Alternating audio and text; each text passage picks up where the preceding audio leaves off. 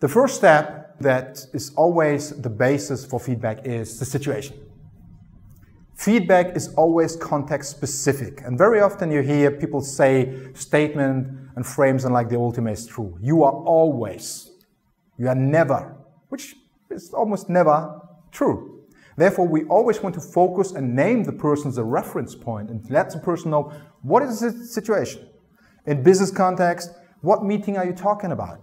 I'm talking about the meeting that happened Monday at 8 a.m. where we were sitting here with 6 people from team ABC. Okay, now I have an idea what you're talking about. In a speech, it's the same. When you make comments or give feedback to a speech, of course you want to know what is the speech about? What speech are you talking about? Or in a speech, you're talking about the beginning, the middle, the end, the first minute, or where I stood on the right of the stage, maybe on the left of the stage, instead of coming up with general, generic comments that are rarely helpful. So this is the first step always. Second one, behavior. Now, let's take the example of public speaking. When you observe a person giving a speech on stage, what can you really observe? You cannot look into the person's head. You have no idea. Visual? Audio? You can hear what the person says, and you can see what the person does. You cannot look into the person's head and know that, oh, he has this intention. We, at least I, very often assume that. It's pretty clear what I want to say here. It's not. Right? So the only thing that we can observe when we want to give feedback is, what have you said in a specific situation, and what have you done? And I always encourage people to be very precise. And up to this point, as you can see, situation and behavior, it's the only 2 steps where we can be as objective as possible. I have rarely experienced people having a discussion about the description of the situation and the behavior. Oh, I saw you on stage in the first minute walking from left to right and left to right. I have observed you, if you're very technical, I have observed you and listened to you speaking at a rate of 180 words per minute. It's no interpretation. It's just an observation. And what comes next is the interpretation. Now, when we observe a person doing or saying something in a specific situation, there is no meaning, no interpretation at this point. Walking on stage from right to left the whole time is just a behavior in a specific context. It's neither good, it's neither bad. But you start interpreting it because you have no choice. You're a human being, and we must assign meaning to everything we experience. I remember back in the days at the poker table. Let's say Mark is playing poker with me, and he's making a large bet of, say, 2,000 euro into a pot of 1,000. If somebody observes that and has no idea what it means, he cannot make any judgment, he cannot come to any conclusion. He cannot make any decision, so you have to find a way to assign meaning. And we usually do it based on experience and knowledge. Now, and that's very interesting, if you give feedback to another person, up to this point, it should be very clear if you pay attention and observe and listen to the person. And this is where you start, what you said, sharing something about you. What does it mean to you if you see a speaker on stage that is walking from right to left the whole time, that is speaking at a rate of 180 words per minute? What does it mean to you? And you might say, to me it means the person is super nervous. The person isn't confident. Or you might say, for the other person, I interpreted that as pure confidence because he's talking so fast because he has so much to say. This topic is important to him. And we will see, usually people have different interpretations. And we very often assume that everyone looks at the world the way we do. And the moment where we share interpretations, we realize that that's not true. And that's the moment where we can learn from another person and where we can learn about ourselves. When you ask yourself, what does it mean to you? And then we move on with the impact. Now, once we have interpreted something, it always has an impact on you. It might be a small one, it might be a big one. When I say impact, it could be something like an emotion. It could be a picture. It could be an association that pops up. It could be a thought that pops up, linking it back to public speaking. Now, say you have this person and this person is speaking based on your interpretation very fast. What is the effect?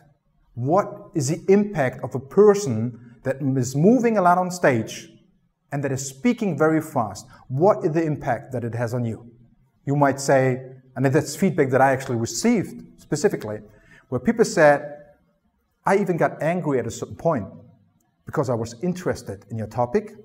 I was interested in what you have to say, but I couldn't follow you because you gave me no chance.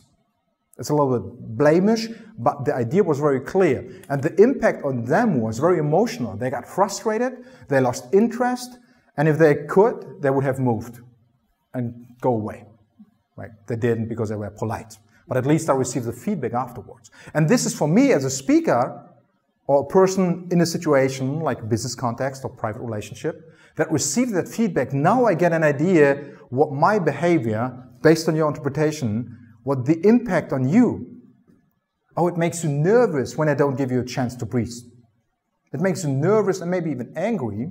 It's still your problem, but it might be relevant for me because I'm as a speaker might have my agenda and I want to deliver a speech where you learn something and not where you get angry at me, right?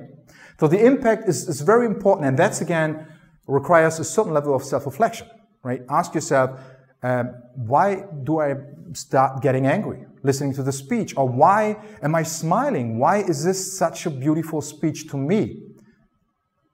For example, when you listen to a speaker and he tells you a great story about childhood, and you suddenly have a lot of ideas, memories from your childhood, you realize I feel very energetic at the end of the speech. That's the impact. And it's great to understand what is it? What was the behavior? What was the interpretation that led to you in this situation having a great time? Because that's what you can use for yourself when you give feedback to yourself. And it's the same like you can be in a situation, just sit at home, think about it. I have given a speech, I have done this or that. I'm a lousy speaker because to me it means I have again failed to speak slower. And then you feel frustrated, clear emotion. And that of course is always like a cycle, and that shapes your perception, and you start looking only on the negative things, and then you have even more negative feelings, etc., etc. That's a way to really break it down. And if you're wondering, this is also the main concept behind cognitive behavioral therapy, the most researched therapy that is targeting behavioral change. It's the same, understanding that your interpretation and that your interpretations sometimes might be a little bit off opposed to other interpretations. And if you can change them, you change the impact. Now, I remember, Gabi, you started when I asked you about giving feedback. You started right away with suggestion. And that links back to having the willingness and the mindset that when we give feedback in a social context, we want to do it with the intention of helping the person, helping ourselves to develop, to improve. And that's where we, of course, want to get some suggestions, because it's effortful, but up to this point, it's manageable to point out what a person has done in a specific situation, what it means to you, what the impact was. But now there is, from my point of view, no greater feeling for the person that receives the feedback, but when you say, I have a suggestion for you, a well-founded suggestion. For example, I suggest you start speaking slower. And I suggest you might cut off 20% of the text in your speech. But I would even go a step further and would say, let the person know how to do it. I remember very early on in Toastmasters, I heard it again and again. Use the stage. It's a suggestion. And I was always thinking, yeah, that's great, I hear it all the time. What does it mean? And that's it. Use the stage. And I'm sitting there and saying, how? How can I use the stage? And if somebody tells me, speak slower, okay, how? Because, believe me, I have tried different techniques already. But I remember, for example, Denise once came to me and said something like, well, maybe script the pauses into your text, into your speech. Practice them, and whenever you get to the point where you execute a pause, silently count 21, 22, 23. I had to work on doing it silently, but it's a very clear, very specific, easy to follow advice. It's the same if you have an idea and say, well, maybe you want to work on your breathing technique. I have an idea how you can do it.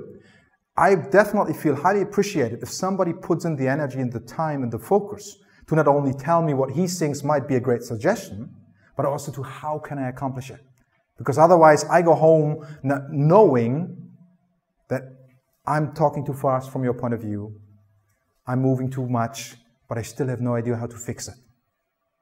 And as I said, people really love if you put that into, and it's the same in evaluation contents, where people always embrace and are very happy if you come up with something very specific. And sometimes it might be just something little like, hey, you use that specific word in that context, situation, behavior.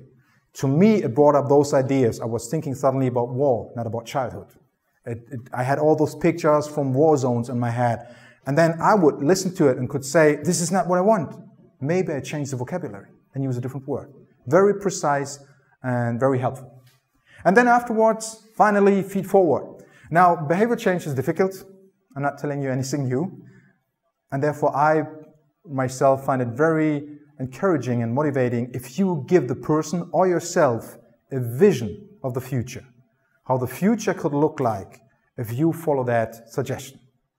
Now, for example, like Gabi said, Gabi made the suggestion talking slower. And now let's say you also get some ideas how you can do it, because you are so kind to let the person know a couple of techniques. And then you tell what, if you follow that suggestion and give it a try next speech, I might have a much better time because now I can listen to what you say. I can enjoy your stories. I will have certain associations that will really engage me in your speech instead of sitting here in full frustration, being angry at you. And then I, as a speaker who received the feedback, can ask myself, hey, is this something I want? And I would say, for most speakers, unless you're a psychopath, that's exactly what you want. And it's really great because now you actually share your landscape. What would change if I put in the effort? Specifically very valuable in relationships, in all sorts of relationships, if I follow that suggestion. And then I don't have to take that feedback. Don't get me wrong. I can still sit at home and make the decision myself and ask, is this what I want? Do I want to come across in this way, in this specific situation? And if that's the case, maybe I want to change my behavior, because then it's likely that people have different interpretations. It has a different impact. And in the future, I might get less of those suggestions and instead maybe new ones. And you keep moving and developing and improving. So that's effectively the whole process.